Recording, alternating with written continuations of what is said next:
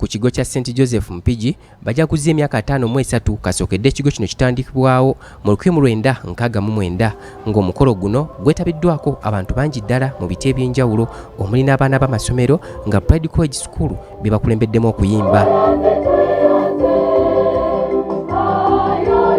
Mise kulembeddwa Ssaabasumba w'essaza ekkulu erya Kampala Paulo Ssemwogerere ng'ono ayanirizziddwa wakati mu mizira kubanga gwe gubadde omulundi gwe ogusoose okutuukako mu kitundu kyabwe. Ssaabasumba Ssemwogerere yeekokkodde nnyo ebikolwa ebyekko ebifumbekedde mu ggwanga ensangi zino omuli n'okutyoboola obuwangwa nga wano ejjo ly'abalamu baatema omuti ogwaba olugavu Nabukalu n'asaba bekikwatako obuteerimbika mu nkulaakulana okuvvoola obuwangwa. Era tuonoonye nnyo obutonde bw'ensi mu linnya ly'enkulaakulana. Ogenda n'owulira nti awo ku kavule awo enja okuviira amanya ge gaasigalawo ku kavule naye ogenda okunoonya akavule we kali nga tekaliiwo.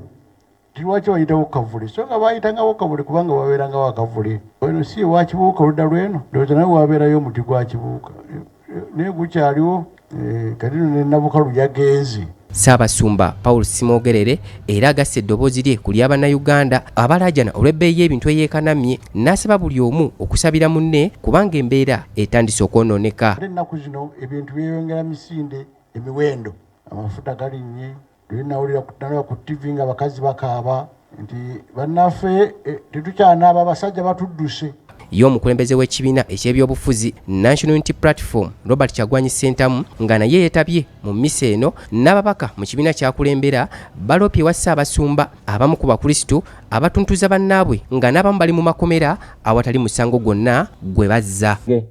Teriyo abamu ku bannaffe bakristu bannaffe naddala abo abali mu bifo ebyobuvunaanyizibwa abo abali mu bifo eby'obuyinza abakozesebwa ne bakozesa ebifo ebyo okunyigiriza bannaabwe nga mutwalidde ne bakristu bannaabwe.